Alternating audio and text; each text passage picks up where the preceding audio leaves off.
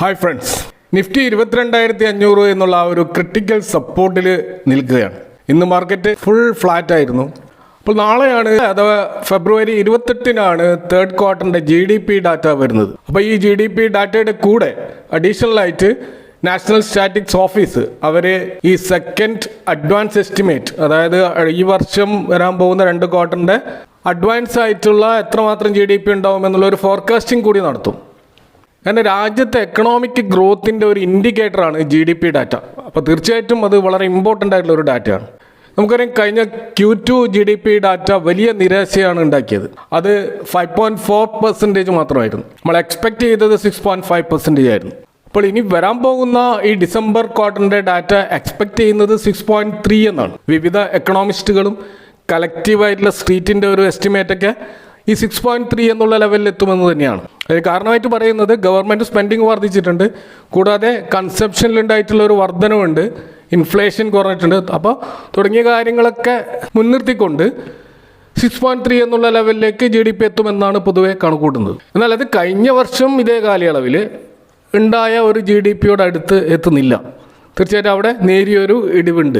അപ്പോൾ ആ നാളെ പുറത്തു വരുന്ന ഈ GDP ഡാറ്റ തീർച്ചയായിട്ടും അത് നമ്മുടെ കമ്പനികളുടെ ഒരു Q4 ഏർണിങ്സ് എത്രമാത്രം അത് ഇമ്പ്രൂവ് ആവും എന്നതിൻ്റെ ഒരു സൂചന കൂടിയായിരിക്കും. കൂടാതെ 2025 സെക്കൻഡ് ഹാഫിൽ നമ്മുടെ മാർക്കറ്റ് എങ്ങനെയായിരിക്കും പെർഫോം ചെയ്യുക എന്നതിൻ്റെ ഒരു ദിശാസൂചിക കൂടിയായിരിക്കും ഈ ഒരു GDP ഡാറ്റ. അപ്പോൾ ഏതായാലും അത് നാളെ വരുന്നത് കൊണ്ട് തന്നെ ആ വിഷയത്തെക്കുറിച്ച് നമുക്ക് അതിനുശേഷം ചർച്ച ചെയ്യുന്നതായിരിക്കും കൂടുതൽ നല്ലതെന്ന് തോന്നുന്നു. ഈ വീഡിയോയിൽ നമ്മൾ നോക്കുന്നത് മറ്റൊരു കാര്യമാണ്. പ്രൊമോട്ടർ ഹോൾഡിംഗ് വർദ്ധിപ്പിച്ച കുറേ സ്റ്റോക്കുകൾ നമുക്ക് മാർക്കറ്റിൽ കാണാൻ പറ്റും. അത്തരം ധാരാളം സ്റ്റോക്കുകൾ 200-300-ലധികം സ്റ്റോക്കുകൾ നമുക്ക് കാണാൻ പറ്റും. R4iലേക്ക് എല്ലാവർക്കും ഒരിക്കൽ കൂടി സ്വാഗതം. അപ്പോൾ ഒരു സ്റ്റോക്കിൽ പ്രൊമോട്ടർ ഹോൾഡിംഗ് കൂടുന്നത് പൊതുവെ ഒരു പോസിറ്റീവ് കാര്യമായിട്ടാണ് കണക്കൂട്ടപ്പെടുന്നത്. കാരണം ഒരു കമ്പനിയുടെ അതിൻ്റെ ഉള്ളിലുള്ള രഹസ്യങ്ങൾ, ആ കമ്പനിയുടെ വളർച്ചാ സാധ്യത, അതിൻ്റെ വരാൻ പോകുന്ന എക്സ്പാൻഷൻ, ഇതിനെക്കുറിച്ചൊക്കെ കൃത്യമായിട്ട് പ്രാഥമികമായിട്ടും വിവരമുള്ളവരാണ് പ്രൊമോട്ടേഴ്സ്. അപ്പോൾ അങ്ങനെയുള്ള പ്രൊമോട്ടേഴ്സ് അവരുടെ തന്നെ സ്റ്റോക്കുകൾ അത് മാർക്കറ്റിൽ നിന്ന് നല്ല തോതിൽ വാങ്ങിക്കൂട്ടുമ്പോൾ മറ്റ് റീറ്റെയിൽ ഇൻവെസ്റ്റേഴ്സിനെ സംബന്ധിച്ചിടത്തോളം അവരുടെ ഒരു കോൺഫിഡൻസ് വർദ്ധിപ്പിക്കാൻ അത് സഹായിക്കും. എന്നാൽ പലപ്പോഴും പ്രൊമോട്ടർ ഹോൾഡിംഗ് വർദ്ധിച്ച സ്റ്റോക്കുകൾ അല്ലെങ്കിൽ വർദ്ധിപ്പിക്കുന്ന സ്റ്റോക്കുകൾ നല്ല ഉദ്ദേശത്തോടെ തന്നെ ആകണമെന്ന് യാതൊരു നിർബന്ധവുമില്ല. ഉദാഹരണത്തിന്, ഒരു കമ്പനി അതിലെ മറ്റ് ഭൂരിഭാഗം ഷെയർ ഹോൾഡേഴ്സും കൂടുതൽ സ്റ്റേക്കുകൾ ഇങ്ങനെ ഹോൾഡ് ചെയ്യുന്ന സമയത്ത് അല്ലെങ്കിൽ അവരവരുടെ സ്റ്റേക്കുകൾ വർദ്ധിപ്പിക്കുമ്പോൾ സ്വാഭാവികമായിട്ട് പ്രൊമോട്ടേഴ്സ് ഭയപ്പെടും. അപ്പോൾ പ്രൊമോട്ടേഴ്സ് അവരുടെ ഹോൾഡിംഗ് വർദ്ധിപ്പിക്കാൻ ശ്രമിക്കും. കാരണം അവരുടെ കയ്യിൽ നിന്ന് നിയന്ത്രണം നഷ്ടപ്പെട്ടു പോകുമോ എന്ന ഭയത്താൽ അവർ ഹോൾഡിംഗ് വർദ്ധിപ്പിക്കാറുണ്ട്. അതേപോലെ കമ്പനിയെക്കുറിച്ച് മോശം വാർത്തകളും വളരെ ബാഡായിട്ടുള്ള ഇംപ്രഷൻസും ഇമേജൊക്കെ മാർക്കറ്റിൽ നിലനിൽക്കുമ്പോൾ അതിൻ്റെ ആ ഒരു ഇമേജ് വർദ്ധിപ്പിക്കാൻ വേണ്ടിയിട്ട് ഒരു ബൈബാക്ക് ഒക്കെ നടത്തി ആ കമ്പനിയിൽ ഒരു പോസിറ്റിവിറ്റി ക്രിയേറ്റ് ചെയ്യാൻ ചില സ്റ്റോക്കുകൾ ശ്രമിക്കാറുണ്ട്. അപ്പോൾ അതിൻ്റെ ഭാഗമായിട്ടും ചിലപ്പോൾ പ്രൊമോട്ടർ ഹോൾഡിംഗ് വർദ്ധിക്കാം. അതുകൂടാതെ ചില പ്രൊമോട്ടേഴ്സ് ചെയ്യുന്ന ഒരു കാര്യം, അവർ തന്നെ ഓപ്പറേറ്ററായിട്ട് ആക്ട് ചെയ്യും. അവരുടെ ബിസിനസ്സിൽ അവർക്ക് വലിയ പ്രതീക്ഷയൊന്നും ഉണ്ടാവില്ല. അപ്പോൾ അവർ പ്രതീക്ഷിക്കുന്നത് എന്താ വെച്ചാൽ മാർക്കറ്റിൽ നിന്ന് ഈ ഓപ്പറേറ്റർ ഗെയിം കളിച്ചുകൊണ്ട് ഇതിൽ നിന്ന് എങ്ങനെ പ്രോഫിറ്റ് ഉണ്ടാക്കാമെന്ന് ശ്രമിക്കുന്ന പ്രൊമോട്ടർമാരും ഉണ്ട്. അപ്പോൾ അവരെന്ത് ചെയ്യും, അവരുടെ സ്റ്റേക്കിൻ്റെ വില കുറയുമ്പോൾ വാങ്ങിക്കൂട്ടുകയും അത് വർദ്ധിക്കുമ്പോൾ വിൽക്കുകയും ചെയ്യുന്ന ഒരു രീതിയും ഫോളോ ചെയ്യാറുണ്ട്. അപ്പോൾ അതുകൊണ്ട് തന്നെ ഒരു സ്റ്റോക്കിൽ പ്രൊമോട്ടർ ഹോൾഡിംഗ് വർദ്ധിച്ചു എന്നതുകൊണ്ട് നമ്മൾ ഉടൻ തന്നെ ആ സ്റ്റോക്ക് വാങ്ങുക എന്ന ഒരു സ്ട്രാറ്റജി ഒരിക്കലും ശരിയല്ല. നമ്മളതിൻ്റെ ബിസിനസ് ഫണ്ടമെൻ്റൽസ് പരിശോധിക്കണം, അതിൻ്റെ ഗ്രോത്ത് പരിശോധിക്കണം, അതിൻ്റെ ഡെറ്റ് പൊസിഷൻ എങ്ങനെയുണ്ട് എന്ന് പരിശോധിക്കണം, അവരുടെ ആ ഒരു കോർപ്പറേറ്റ് ഗവേണൻസ് ഹിസ്റ്ററിയൊക്കെ നല്ലതാണോ എന്ന് നമ്മൾ ഉറപ്പുവരുത്തണം. ഇത്തരം കാര്യങ്ങളൊക്കെ സമഗ്രമായിട്ട് പരിശോധിച്ചതിന് ശേഷം മാത്രമേ ഒരു ഇൻവെസ്റ്റ്മെൻറ്റ് ഡിസിഷൻ എടുക്കാൻ പാടുള്ളൂ. അപ്പോൾ നമ്മൾ ഈ പ്രൊമോട്ടർ ഹോൾഡിംഗ് വർദ്ധിച്ച് എന്നതിൻ്റെ ഒറ്റ കാരണം കൊണ്ട് ഒരു സ്റ്റോക്കിൽ ഇൻവെസ്റ്റ് ചെയ്താൽ എങ്ങനെയായിരിക്കും അവിടെ ട്രാപ്പ് ആവുക എന്ന് ഒരു സ്റ്റോക്കിൻ്റെ എക്സാമ്പിൾ വെച്ച് നമുക്കൊന്ന് പരിശോധിച്ച് നോക്കാം. ഉദാഹരണത്തിന് ഇവിടെ നമ്മളൊരു സ്റ്റോക്ക് നോക്കുകയാണ്. ഈ സ്റ്റോക്കിൻ്റെ ഫണ്ടമെൻ്റൽസ് പരിശോധിക്കുമ്പോൾ കാണുകയും അതിൻ്റെ ഒരു വർഷത്തെ റിട്ടേൺ 211%. അത് നല്ലൊരു റിട്ടേൺ ആണ്. സ്വാഭാവികമായിട്ടും ഇപ്പോഴത്തെ ഒരു മാർക്കറ്റ് കണ്ടീഷനിൽ ഒരു വർഷം 200% റിട്ടേൺ നൽകുന്ന ഒരു സ്റ്റോക്ക് എന്ന് പറയുന്നത് ഇൻവെസ്റ്റേഴ്സിനെ സംബന്ധിച്ചിടത്തോളം വളരെ ഇൻട്രസ്റ്റിംഗ് ആയിട്ടുള്ളൊരു സ്റ്റോക്കായിരിക്കും.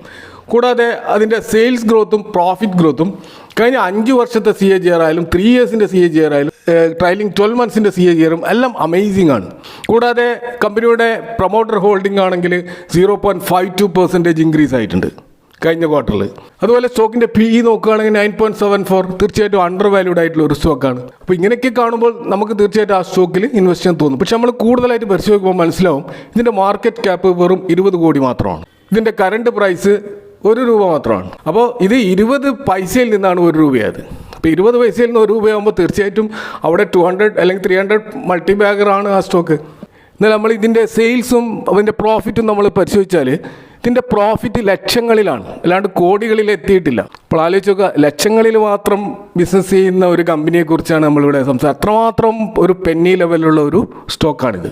അപ്പോൾ സ്വാഭാവികമായിട്ടും നമുക്ക് സംശയം ഉണ്ടാവും, അതുകൊണ്ട് എന്താ എല്ലാ വലിയ സ്റ്റോക്കുകളും ഒരു കാലത്ത് പെന്നി സ്റ്റോക്ക് ആയിരുന്നല്ലോ, അപ്പോൾ അതിൽ ഇൻവെസ്റ്റ് ചെയ്തുകൊണ്ട് എന്താ കുഴപ്പം എന്ന് നമ്മൾ സ്വാഭാവികമായിട്ട് ചിന്തിച്ചേക്കാം.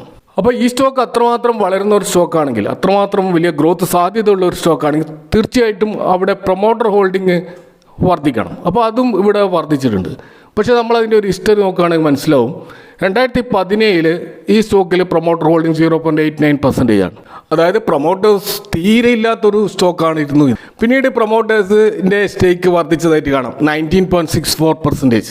കാരണം ഈ സ്റ്റോക്ക് ഇങ്ങനെ പ്രൊമോട്ടർ ഈസി ആയിട്ട് അവരുടെ സ്റ്റേക്ക് വർദ്ധിപ്പിക്കാൻ പറ്റും. കാരണം ഇത് 20 പൈസ റേഞ്ചിലുള്ള ഒരു സ്റ്റോക്കാണ്. അപ്പോൾ അവിടെ ലിക്വിഡിറ്റി അത്രയേ ഉണ്ടാവുകയുള്ളൂ. അപ്പോൾ തീർച്ചയായിട്ടും വളരെ പെട്ടെന്ന് തന്നെ സ്റ്റേക്ക് വർദ്ധിപ്പിക്കാനും കുറക്കാനൊക്കെ സാധിക്കും. അതുപോലെ 2022 അത് പിന്നെയും 14.98% ആയിട്ട് ചുരുങ്ങിയതായിട്ട് കാണാം. അതുപോലെ 2023 അത് പിന്നെയും ചുരുങ്ങി 11.67% ആയിട്ട് കാണാം.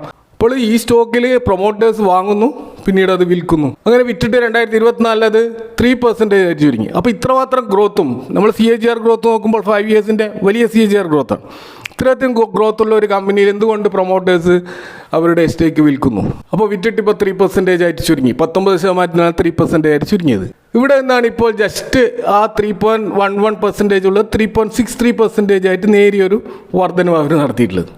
അതുകൂടാതെ ഇതിൻ്റെ ഷെയർ ഹോൾഡിംഗ് പാറ്റേൺ നമ്മൾ നോക്കിക്കഴിഞ്ഞാൽ അവിടെ ഡൊമസ്റ്റിക് ഇൻസ്റ്റിറ്റ്യൂഷൻസോ അല്ലെങ്കിൽ ഫോറിൻ ഇൻവെസ്റ്റേഴ്സോ ഒന്നുമില്ല. ബാക്കിയുള്ള 90% മുകളിലും ഉള്ളത് പബ്ലിക്കാണ്. അപ്പോൾ ഇതിൽ നമ്മൾ മനസ്സിലാകുന്നത് അവിടെ ഈ കമ്പനിയുടെ പ്രൊമോട്ടേഴ്സ് തന്നെ ഇതിൻ്റെ ഷെയറുകൾ വിൽക്കുകയും വാങ്ങുകയും ചെയ്യുന്ന ഒരു രീതിയാണ് കാണാൻ കഴിയുന്നത്. കാരണം അവരുടെ ഹോൾഡിങ് ഒരിക്കലും 20% കൂടുതൽ ഒരിക്കലും എത്തിയിട്ടില്ല എന്നുള്ളതാണ്. അപ്പോൾ ഇവിടെ നമുക്ക് മനസ്സിലാകുന്ന ഒരു കാര്യം, പ്രൊമോട്ടർ ഹോൾഡിംഗ് വർദ്ധിച്ചു എന്ന ഒറ്റ കാരണം കൊണ്ട് നമ്മൾ സ്റ്റോക്കിൽ എൻട്രി എടുക്കരുത്. അതിൻ്റെ മറ്റ് പാരാമീറ്റേഴ്സും കൂടി നമ്മൾ പരിശോധിക്കണം. അപ്പോൾ ഈ പ്രൊമോട്ടർ ഹോൾഡിംഗ് തന്നെ അതിൻ്റെ ഒരു ഹിസ്റ്റോറിക്കൽ പെർഫോമൻസും കൂടി നമ്മൾ പരിശോധിക്കേണ്ടത് ഒരു ആവശ്യമാണ്. അപ്പോൾ ഇവിടെ നമ്മൾ ചർച്ച ചെയ്യുന്നത് കഴിഞ്ഞ ക്വാർട്ടറിൽ പ്രൊമോട്ടർ ഹോൾഡിംഗ് വർദ്ധിപ്പിച്ച ഒരു 4 സ്റ്റോക്കുകളെയാണ് നമ്മളിവിടെ പരിശോധിക്കുന്നത്. അപ്പോൾ അതിലൊന്ന് സിഗ്നിറ്റി ടെക്നോളജീസ് എന്ന് പറയുന്ന സ്റ്റോക്കാണ്. ഇതിൻ്റെ മാർക്കറ്റ് ക്യാപ്പ് 3000 കോടിക്ക് മുകളിലുള്ള ഒരു സ്മോൾ ക്യാപ്പ് കമ്പനിയാണ്. ഇപ്പോൾ 1347 എന്നുള്ള പ്രൈസ് റേഞ്ചിലാണ് ഈ സ്റ്റോക്ക് കാണാൻ കഴിയുക. ഈ സ്റ്റോക്കിൻ്റെ PE റേഷ്യോ 21.8ഉം ഇൻഡസ്ട്രി PE 31.9ഉം ആണ്. ROCE 31ഉം ROE 25ഉം കാണിക്കുന്ന ഒരു സ്റ്റോക്കാണിത്. ഹൈയിൽ നിന്ന് 32% ഇത് ഡൗൺ ആയിട്ടുണ്ട്. അതുപോലെ കഴിഞ്ഞ ഒരു വർഷത്തെ റിട്ടേൺ 30%ആണ്. Debt to equity ratio 0.03, pledge percentage ഒന്നുമില്ല. അപ്പോൾ ഇതിൻ്റെ ഒരു year on year sales 10%, year on year profit 32%. അപ്പോൾ ക്വാർട്ടർലി റിസൾട്ടും ഓക്കെയാണ്. അപ്പോൾ എല്ലാ അർത്ഥത്തിലും ഫണ്ടമെൻ്റലി കുഴപ്പമില്ലാത്തൊരു സ്റ്റോക്കായിട്ടാണ് നമ്മൾ കാണാൻ കഴിയുക. ഇതിൻ്റെ ഒരു ഷെയർ ഹോൾഡിംഗ് പാറ്റേൺ നമ്മൾ നോക്കിക്കഴിഞ്ഞാൽ ജൂൺ ക്വാർട്ടറിൽ 32% ഉണ്ടായിരുന്ന ഹോൾഡിങ് അവർ സെപ്റ്റംബർ ക്വാർട്ടറിൽ 22 ആയിട്ട് കുറഞ്ഞിരുന്നു. ഇപ്പോൾ അത് അവർ ബൈബേക്ക് നടത്തിക്കൊണ്ട് 55% അവരുടെ ഹോൾഡിംഗ് വർദ്ധിപ്പിച്ചതായിട്ട് കാണാം. അതുപോലെ അവിടെ ഫോറിൻ ഇൻവെസ്റ്റേഴ്സിൻ്റെ 4% 8% ഉയർന്നിട്ടുണ്ട്. ഡൊമസ്റ്റിക് ഇൻവെസ്റ്റേഴ്സും 6% 10% ഉയർന്നിട്ടുണ്ട്. അപ്പോൾ മൊത്തത്തിൽ ഈ സ്റ്റോക്കിൽ ഒരു ബുള്ളിഷ്നെസ് ഉണ്ട്. അപ്പോൾ അവിടെ ഈ സ്റ്റോക്കെല്ലാം വിറ്റിട്ടുള്ളത് പബ്ലിക്കാണെന്ന് കാണാം. 65% പബ്ലിക് ഹോൾഡിംഗ് ഉണ്ടായിരുന്ന സ്റ്റോക്കാണ് ഇപ്പോൾ 26 കുറഞ്ഞു. ഈ സ്റ്റോക്കിൽ ഒരു പോസിറ്റീവ് മൊമെൻറ്റം ഉണ്ടായിരുന്നു. അതിൻ്റെ ഭാഗമായിട്ട് അവരുടെ പ്രൊമോട്ടേഴ്സും അതിൽ വലിയ പ്രതീക്ഷ വെച്ച് പുലർത്തുന്നതെന്നാണ് നമുക്ക് ഇതിൽ നിന്നും മനസ്സിലാകുന്നത്. ഇനി മറ്റൊരു സ്റ്റോക്ക് നോക്കാം. അത് matrimony.com എന്ന് പറയുന്ന ഇതിൻ്റെ മാർക്കറ്റ് ക്യാപ്പ് 1198 ഒരു സ്മോൾ ക്യാപ്പ് കമ്പനിയാണ്. ഇപ്പോൾ ഇതിൻ്റെ പ്രൈസ് 538 ഇതിൻ്റെ PE 24ഉം ഇൻഡസ്ട്രി PE 26ഉം. ഇൻഡസ്ട്രി PEയേക്കാൾ താഴെയാണ് ഇത് ട്രേഡ് ചെയ്യുന്നത്. ROCE 20ഉം ROE 18ഉമാണ്. കുഴപ്പമില്ലാത്ത ROE ആണ്. എന്നാൽ ഇതിൻ്റെ ക്വാർട്ടർലി റിസൾട്ടിൽ ഒരു -4% ഇടിവ് വന്നതായിട്ട് കാണാം. അതുപോലെ ക്വാർട്ടർ പ്രോഫിറ്റിലും 10% ഒരു ഇടിവ് ഉണ്ടായിട്ടുണ്ട്. അപ്പോൾ ഇത് കാരണം ഈ സ്റ്റോക്ക് അതിൻ്റെ ഹൈയിൽ നിന്ന് 36% താഴ്ത്തു വന്നിട്ടുണ്ട്. കഴിഞ്ഞ ഒരു വർഷം 1% ഒരു റിട്ടേൺ മാത്രമാണ് ഈ സ്റ്റോക്ക് നൽകിയത്. എന്നാൽ ഇതൊരു 0 ഡെറ്റ് കമ്പനിയാണ്. പ്ലഡ്ജഡ് പെർസെൻറ്റേജ് ഒന്നുമില്ല. ഇതിൻ്റെ ഒരു ഷെയർ ഹോൾഡിംഗ് പാറ്റേൺ നമ്മൾ നോക്കിക്കഴിഞ്ഞാൽ നമുക്ക് കാണാം അവിടെ 51.59 എന്നുള്ള ഒരു കോൺസ്റ്റൻ്റ് ആയിട്ട് നിന്നിരുന്ന അവരുടെ ഒരു പ്രൊമോട്ടർ ഹോൾഡിംഗ് ഇപ്പോൾ 53.26% ആയിട്ട് വർദ്ധിച്ചതായിട്ട് കാണാം. എന്നാൽ ഫോറിൻ ഇൻവെസ്റ്റേഴ്സ് അവരുടെ സ്റ്റേക്ക് കുറച്ചിട്ടുണ്ട്. അതുപോലെ ഡൊമസ്റ്റിക് ഇൻവെസ്റ്റേഴ്സ് നേരിയ തോതിലൊരു കുറവ് വരുത്തിയായിട്ട് കാണാം. പബ്ലിക് 16 നിന്നും 15 ചുരുങ്ങിയതായിട്ടും കാണാം. അപ്പോൾ ഇവിടെ ഈ സ്റ്റോക്കിൻ്റെ അത്തരത്തിലുള്ള ഫോറിൻ ഇൻവെസ്റ്റേഴ്സിൻ്റെയും പബ്ലിക്കിൻ്റെയും വിൽപ്പന സമയത്ത് കൂടുതൽ വാങ്ങിയിട്ടുള്ളത് പ്രൊമോട്ടേഴ്സ് ആണെന്ന് മനസ്സിലാക്കാൻ പറ്റും. അപ്പോൾ പ്രൊമോട്ടേഴ്സിന് ആ സ്റ്റോക്കിലുള്ള വിശ്വാസമാണ് അവിടെ സൂചിപ്പിക്കുന്നത്. ഇനി മറ്റൊരു സ്റ്റോക്ക് നമ്മൾ നോക്കുകയാണെങ്കിൽ ഫെയർകം ഓർഗാനിക്സ് ലിമിറ്റഡ് എന്ന് പറയുന്ന സ്റ്റോക്കാണ്. 1000 കോടി മാർക്കറ്റ് ക്യാപ്പുള്ള ഒരു സ്മോൾ ക്യാപ്പ് കമ്പനിയാണിത്. ഇതിൻ്റെ പ്രൈസ് 882 ആണ്. ഇതിൻ്റെ PE ഇപ്പോൾ 34.6 ആണ്. ഇൻഡസ്ട്രി PE 28.7 ആണ്. ഇൻഡസ്ട്രി PEയേക്കാൾ കുറച്ചുകൂടി ഹൈ ആയിട്ടുള്ള വാല്യുവേഷനിലാണ് ഇപ്പോൾ ട്രേഡ് ചെയ്യുന്നത്. ROC 19ഉം ROE 14ഉമാണ്. കുഴപ്പമില്ലാത്ത ROC നമ്മൾ കാണുന്നുണ്ട്. ഡെറ്റ് ടു ഇക്വിറ്റി റേഷ്യോയും ബഡ്ജറ്റ് പെർസെൻറ്റേജും ഒക്കെ ഓക്കെയാണ്. എന്നാൽ ഇതിൻ്റെ ഒരു ക്വാർട്ടർലി റിസൾട്ട് നോക്കിക്കഴിഞ്ഞാൽ അത് ഇയർ ഓൺ ഇയറിൽ സെയിൽസിൽ -23% ഇടിവുണ്ടായിട്ടുണ്ട്. കാരണം ഇതൊരു കെമിക്കൽ സെഗ്മെൻറ്റുള്ള സ്റ്റോക്കാണ്. നമുക്കറിയാം കെമിക്കൽ സെഗ്മെൻറ്റ് അണ്ടർ പെർഫോം ചെയ്യുന്ന ഒരു സെഗ്മെൻറ്റാണ്. അതുപോലെ പ്രോഫിറ്റിലാണെങ്കിൽ -71% ഇടിവാണ്. തീർച്ചയായിട്ടും ഇത് വലിയൊരു ഇടിവാണ്. അപ്പോൾ അതിൻ്റെ ഭാഗമായിട്ട് നമുക്ക് കാണാൻ പറ്റും 52 വീക്ക് ഹൈയിൽ നിന്ന് 43% ഈ സ്റ്റോക്ക് ഇടിഞ്ഞിട്ടുണ്ട്. അപ്പോൾ അതുപോലെ കഴിഞ്ഞ ഒരു വർഷത്തെ റിട്ടേൺ 31% മൈനസ് റിട്ടേൺ ആണ്. അപ്പോൾ തീർച്ചയായിട്ടും ഈ സ്റ്റോക്കിൽ ഒരു നെഗറ്റിവിറ്റി ഓൾറെഡി വന്നിട്ടുണ്ട്. പക്ഷേ പ്രൊമോട്ടേഴ്സ് അത് അംഗീകരിക്കുന്നില്ല. അവരെ സംബന്ധിച്ചിടത്തോളം ഈ സ്റ്റോക്കിൽ ഫ്യൂച്ചർ ഗ്രോത്ത് സാധ്യത തന്നെയാണ് അവർ കാണുന്നത്. അതിൻ്റെ ഭാഗമായിട്ട് നമുക്ക് കാണാൻ പറ്റും അവരുടെ ഹോൾഡിംഗ് 58.71 നിന്നും 61% ആയിട്ട് ഉയർത്തിയായിട്ട് കാണാം. അതുപോലെ ഫോറിൻ ഇൻവെസ്റ്റേഴ്സിൻ്റെ ഹോൾഡിംഗ് 6.36 നിന്ന് വലിയ കുറവൊന്നും കാണില്ല, 6.31 എന്നുള്ള ലെവലിലാണ് കാണുന്നത്. ഡൊമസ്റ്റിക് ഇൻവെസ്റ്റേഴ്സ് അവരുടെ ഹോൾഡിംഗ് കുറച്ചിട്ടില്ല. എന്നാൽ പബ്ലിക് അവരുടെ ഹോൾഡിംഗ് കുറച്ചായിട്ടും കാണാം. അപ്പോൾ ഇവിടെയും ഈ സ്റ്റോക്കും പ്രൊമോട്ടേഴ്സിൻ്റെ ആ ഒരു വിശ്വാസ്യത തന്നെയാണ് സൂചിപ്പിക്കുന്നത്. മറ്റൊരു സ്റ്റോക്ക് നമ്മൾ കാണുന്നത് IOL chemicals and pharmaceuticals limited ആണ്.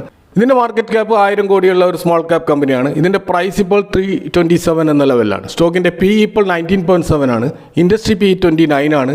അതിലും എത്രയോ താഴെയായിട്ട് അണ്ടർ വാല്യൂഡ് ആയിട്ടാണ് ഈ സ്റ്റോക്ക് നമ്മൾ കാണുന്നത്. എന്നാൽ ഈ സ്റ്റോക്കിൻ്റെ ROCയും ROEയും ഒരു ആവറേജ് ആണ്, സിംഗിൾ ഡിജിറ്റ് ആണ് ROE നമ്മൾ കാണുന്നത്. ക്വാർട്ടർലി റിസൾട്ട് നമ്മൾ നോക്കുകയാണെങ്കിൽ ഇയർ ഓൺ ഇയർ സെയിൽസിൽ 0.56% നേരിയൊരു വർധന മാത്രമാണ് ഉണ്ടായിട്ടുള്ളത്. പ്രോഫിറ്റിലാണെങ്കിൽ -11% ഇടിവും ഉണ്ടായിട്ടുണ്ട്. അപ്പോൾ അത് കാരണം കൊണ്ട് തന്നെ ഈ സ്റ്റോക്കിൻ്റെ ഒരു ഹൈയിൽ നിന്നും 39% ഇത് സ്റ്റോക്ക് ഇടിഞ്ഞിട്ടുണ്ട്. അതുപോലെ കഴിഞ്ഞ ഒരു വർഷത്തെ റിട്ടേൺ -18% ആണ്. അതുപോലെ ഡെറ്റ് ഇക്വിറ്റി ആയാലും ബഡ്ജറ്റ് പെർസെൻറ്റേജ് ആയാലും ഈ കമ്പനി ആ ഒരു ലെവൽ വെച്ച് നോക്കുകയാണെങ്കിൽ ഓക്കെയാണ്. ഇതിൻ്റെ ഷെയർ ഹോൾഡിംഗ് പാറ്റേൺ നമ്മൾ നോക്കിക്കഴിഞ്ഞാൽ അവിടെ പ്രൊമോട്ടർ ഹോൾഡിംഗ് 48.19% ഉണ്ടായിരുന്നത് 52.62 ആയിട്ട് ഉയർന്നതായിട്ട് കാണാം. അതുപോലെ ഫോറിൻ ഇൻവെസ്റ്റേഴ്സിൻ്റെ ഹോൾഡിംഗ് നേരിയ തോതിൽ കുറഞ്ഞിട്ടുണ്ട്. അതുപോലെ ഇതിൽ ഡൊമസ്റ്റിക് ഇൻവെസ്റ്റേഴ്സ് വലിയ തോതിൽ ഒന്നും ഇൻവെസ്റ്റ് ചെയ്തിട്ടില്ല, 0.08% മാത്രമേ ഉള്ളൂ. പബ്ലിക്കിൻ്റെത് 50ൽ നിന്ന് 45 ആയിട്ട് ചുരുങ്ങിയതായിട്ടും കാണാം. അപ്പോൾ ഇവിടെയും പ്രൊമോട്ടേഴ്സ് അവരുടെ സ്റ്റോക്കിൽ വലിയ ഒരു സാധ്യത തന്നെയാണ് കാണുന്നത്. അതിൻ്റെ ഭാഗമായിട്ടാണ് അവർ ഇൻക്രീസ് ചെയ്തിട്ടുള്ളതെന്ന് മനസ്സിലാക്കാൻ കഴിയും. അപ്പോൾ നമുക്കറിയാം ഈ Q3 ഏർണിങ്സിൻ്റെ ഭാഗമായിട്ടും മൊത്തത്തിലുള്ള ഡൗൺ ട്രെൻഡിൻ്റെ ഭാഗമായിട്ടും പല സ്റ്റോക്കുകളും അണ്ടർ വാല്യൂഡായിട്ടും അതുപോലെ ചെറിയ പ്രൈസിലൊക്കെ നമുക്ക് കാണാൻ പറ്റും. പക്ഷേ എങ്കിലും ഈ ഒരു ഘട്ടത്തിൽ നമ്മളൊരു സ്റ്റോക്കിൽ ഇൻവെസ്റ്റ് ചെയ്യുമ്പോൾ തീർച്ചയായിട്ടും അതിൻ്റെ മറ്റ് ഫണ്ടമെൻ്റൽ പാരാമീറ്റേഴ്സ് വലിയ പഠനത്തിന് വിധേയമാക്കേണ്ടതുണ്ട്. അതുകൊണ്ട് തന്നെ ഈ ഇവിടെ പറഞ്ഞിട്ടുള്ള സ്റ്റോക്കുകളൊന്നും ഒരു ഇൻവെസ്റ്റ്മെൻറ്റ് സജഷൻ അല്ല. നിങ്ങളുടെ ഫൈനാൻഷ്യൽ അഡ്വൈസേഴ്സിനുമായി ബന്ധപ്പെട്ടുകൊണ്ട് മാത്രം ഇൻവെസ്റ്റ്മെൻറ്റ് ഡിസിഷൻ എടുക്കുക. അപ്പോൾ ഈ വിഷയവുമായി ബന്ധപ്പെട്ട നിങ്ങളുടെ അഭിപ്രായങ്ങളും കമൻറ്റുകളും അറിയിക്കുക. Thanks for watching. See you next time with another video.